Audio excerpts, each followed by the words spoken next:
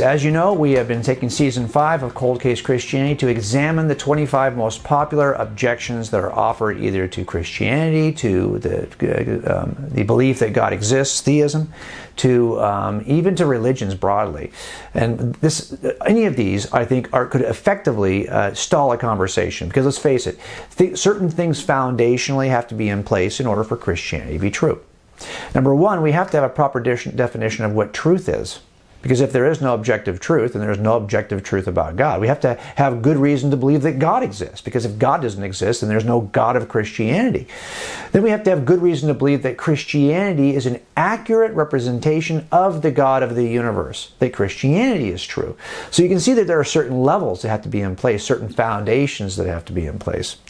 And these quick shots, we call these quick shots, these quick responses we have, you can find them on our homepage at Cold Case Christianity. In the writing section, there's a tab there that's called Quick Shots. And we try to release one of these about once a week. And so that will help you to kind of catch up if you've missed or you just want to print these. Remember, everything at coldcasechristianity.com is offered for free, and it is printable and savable. So every single article, for example, you can see at the top there's a PDF save file. You just hit the PDF save file. It'll deliver it to you as a savable, a downloadable PDF file that you can print. So you can start to collect these. I will tell you that before I had a bookshelf, which now I've got other things hanging on the wall, but when I first started as a Christian, I was so investigative in my approach. Every claim that was made by anyone, especially by Scripture, I wanted to examine, and I went after it. I was reading more than I had ever probably read, even in grad school, and I was collecting. This is back when there weren't a lot of apologetics books, but people were starting to write online, and it was very, very early in the internet age. And so I started just hitting the print button, print. I printed reams of paper that I then bound in books, in notebooks, and I had just black notebooks in all of my shelves. Well, that's not a bad way to start because you can get those resources for pretty much next to nothing. Now, I've written 3 books, and my hope is that these 3 books and the kids' books that are part of this trilogy, there's even curriculum for all 3 books. The Curriculum for God's Crime Scene publishes this year.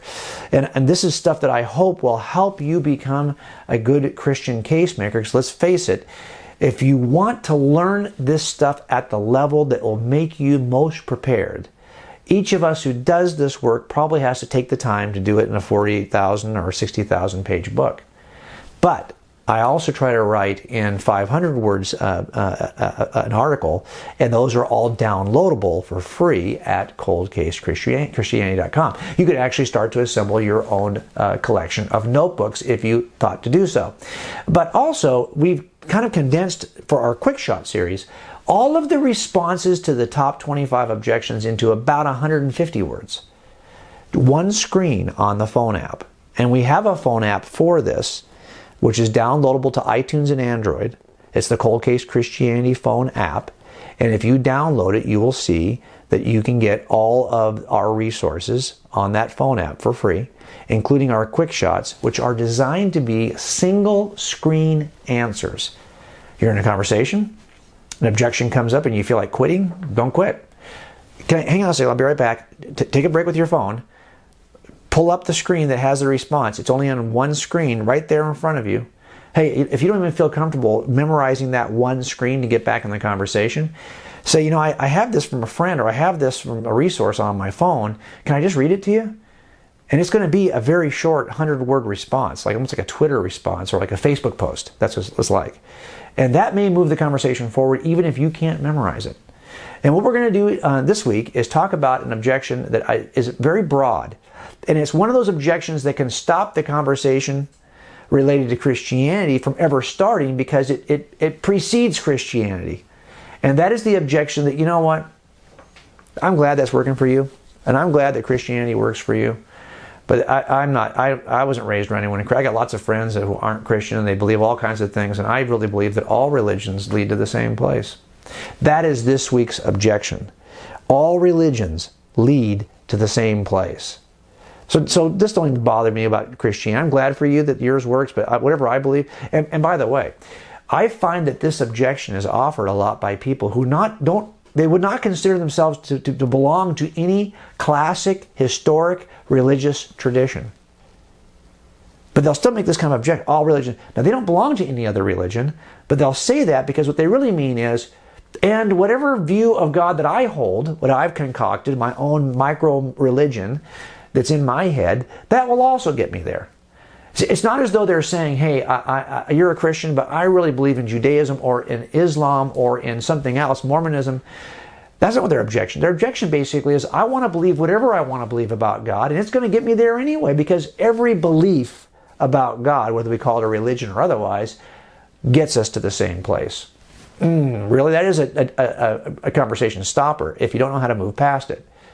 And I think it's important for us to be able to move past it. Now, you may have noticed over the last few weeks of doing these quick shot shows that there is a pattern that is emerging. And the pattern typically is that we are going to ask questions of the people we're talking to. Now, granted, I can't just give you a series of questions to ask, because that's not going to help you, number one, because you know what they're going to say back in response. But I will give you a few. But I have to give you enough kind of meat in an answer to move you forward, even as you're asking questions. But the kinds of questions we're going to ask are important. We're going to ask questions that really help us to define what the problem is first. So before we do anything, we want to define what people mean. What do you mean when you mean all? What do you mean by the word religion?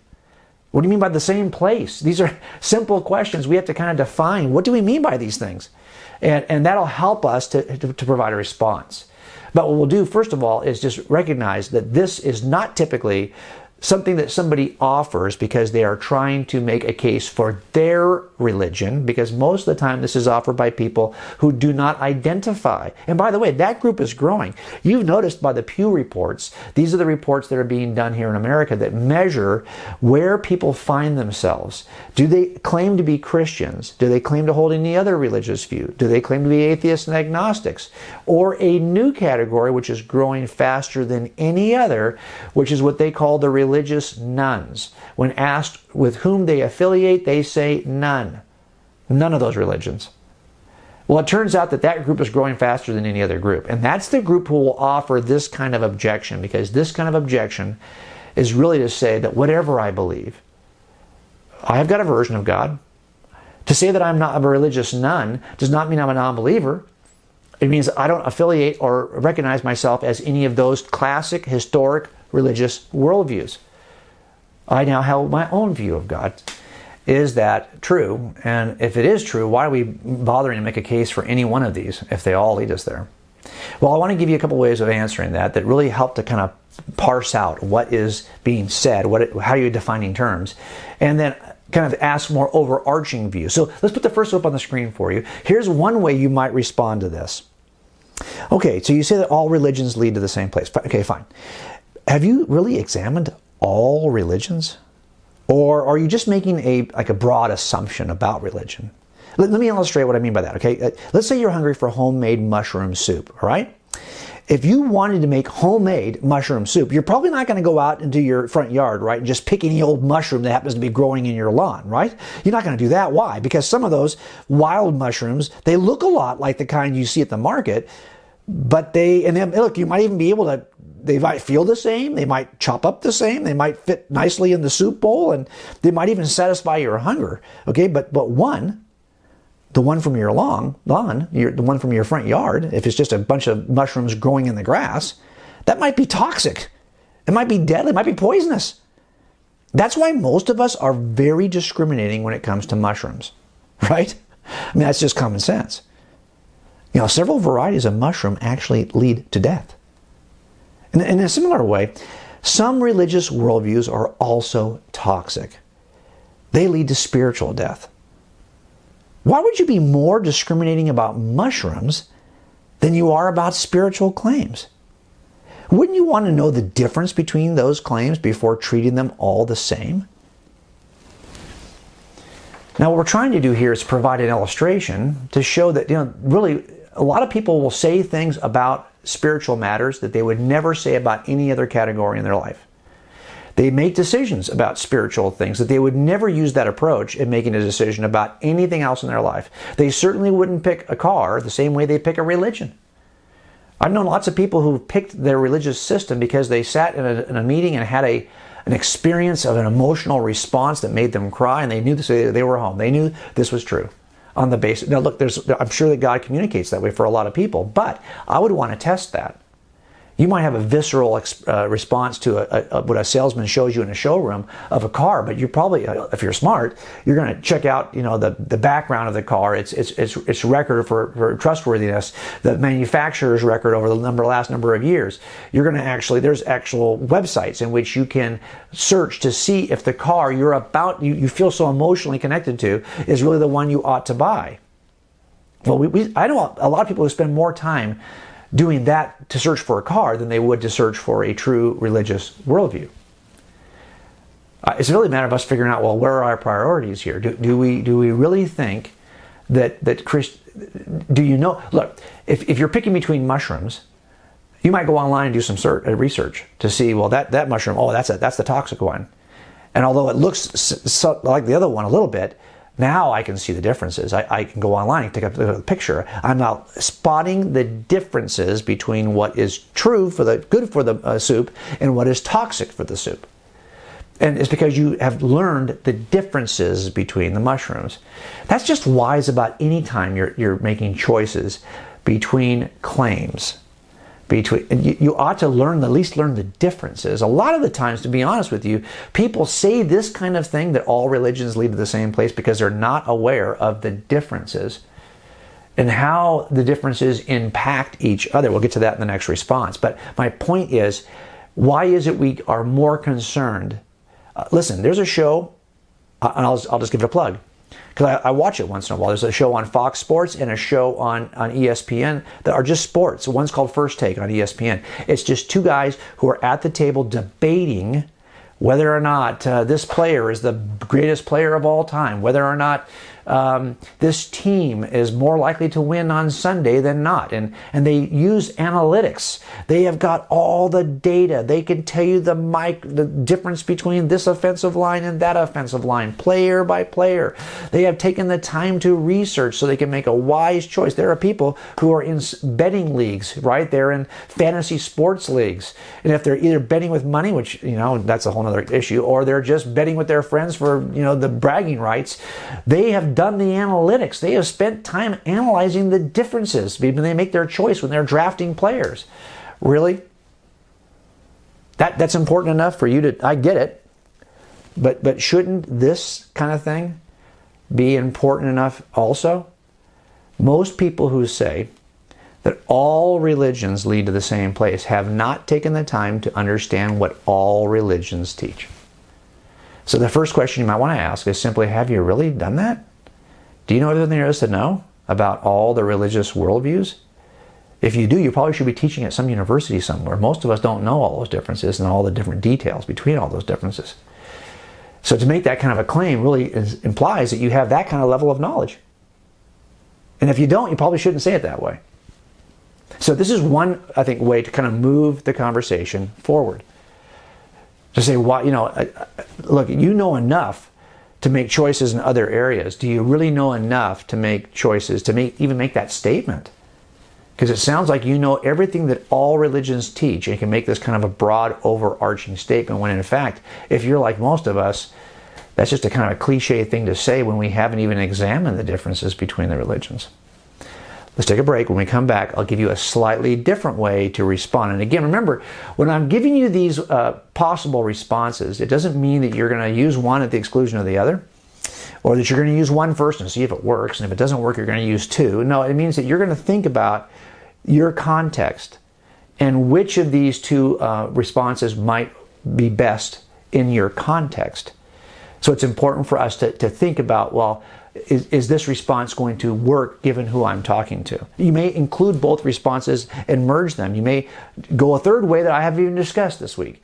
But whatever you do, I want you to at least have these tools on your shelf, some ways that you've prepared in advance hopefully in advance. Again, quick shots are designed to kind of be reactive, right? You hit a roadblock and you open up a phone app and you get a response. But man, I would love for you to take the time just to open that tab on the app and just scroll through. They read really fast.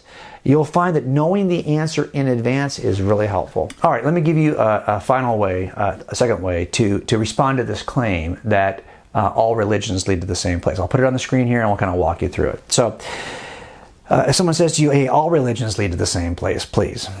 Well, you could ask this. You could say, are you aware of the differences between the historic views of God? I mean, there are differences. They don't all say the same thing. For example, Christians believe that Jesus is God, but Jews don't believe that. They're in complete contradiction. Both groups could be wrong, by the way, but they both can't be right, can they? I mean, given that their claims contradict one another. One says Jesus is God, one says he isn't. So you got to either accept one or the other or neither. But you can't say both of them lead to the same place. I mean, Christians believe that Jesus died on the cross and then he rose from the grave. Muslims don't believe that. They deny that claim. Again, both these groups can't be correct, right? I mean, one could be right or the other could be right, or they're both wrong. Christians believe in a personal God, for example. Buddhists don't. They're pantheistic. They deny the existence of a personal God. Again, one more time, both groups could be wrong, but they both can't be right. Why? Because they believe something contradictory. Now, I could go on and on with this, right? I mean, there's no reason, though. The major religious worldviews disagree far more than they agree. It's just the nature of it. I mean, they could all be wrong, or one of them could be right. Why would anyone believe that all religions lead to the same place when none of them agree on essential claims? Now that's the really important part here. The first response really keys on the idea that most people have not examined all the religious worldviews. Okay. The second response tries to help them see, just on a very quick surface, you're going to need to know enough about what is different. And we've written about this at Cold Case Christianity, the unique nature of Christianity compared to other religious worldviews. But you're going to need to know enough about what is different between these worldviews to be able to help your friends see that these differences are not minor. They are major contradictions. They're contradictory claims. So really, if you're going to say that all religions, in the historic, classic sense of religious worldviews on the planet, if you're going to say all those go to the same place, you might as well just be saying because all of them are false and they don't go anywhere. Because they couldn't all go to the same place because they are pointing to entirely different kinds of beings in entirely different kinds of ways. The only way they could all be equally true is if they're all equally false. Now, and look, a lot of the people who are making this claim might be taking that approach. They might actually be making the claim from the perspective of, yeah, I don't believe any of this nonsense. Okay, that's fine. That's a different kind of objection. But my point is that just remember that the claim that everything is equally true when there's this many contradictions between the claim is the equivalent of saying that none of it is true. Because, in other words, if all of it's false, then it's all equally true in the sense that it's entirely false, all of it. And so it's equally, the truth claims are equal in the sense that they are equally false. So my point here is we need to help people see the differences. That means you're going to have to know enough about what's different between what Jews say about Jesus, what Muslims say about Jesus, what Baha'i say about Jesus. Yes, they all use the same word. They will all talk about Jesus. They will all acknowledge his existence, even Mormons, but they will define him in entirely different ways. And the definitions are so dramatically different that they cannot all be right. And it's worth your time to discover the differences because you don't want to put that toxic mushroom in your soup. You want to know if that mushroom you're putting in the soup is the right mushroom. And this is true for everything we do in life. You want to make sure you're using the right key in order to open the door. Not all keys open the door. You want to make sure you pick the right car in the parking lot in order to go home. Otherwise, you're going to get accused of trying to steal someone else's car. It turns out that the singular nature of these kinds of truth claims drive us to be very fussy and specific. But then when we get to religion, we're like, yeah, I don't know. we get a little loose on those kinds of claims because we're uncomfortable. Look, that key that's going to unlock the door, the car you pick in the parking lot is probably not going to make claims about how you ought to be living, but Christianity will. You're asking people, in some sense, to embrace a worldview of submission to the authority of a creator in a world which is more and more in love with autonomy. That's going to be the hardest sell, right? And we're going to help people to realize that, hey, it turns out that living in the truth is the best place to be, the best way to live. But that means you're going to have to weed the truth out amongst the lies, or the truth out amongst the errors. And there will be material errors and material truths you will encounter in your life, and there will be spiritual errors and spiritual truths that you will encounter in your life. And you're going to have to figure it out. Not all roads will lead to your house, and not all roads will lead to God's house. It's time for us to help people see that difference. Okay, hope that helps you to kind of assess this objection, the objection that all religions lead to the same place, because clearly they don't. And I want people to help to see how to respond to that. All right, we'll be back here right next week with another objection and how to respond in a way that keeps the conversation going. Again, here next week on Cold Case Christianity.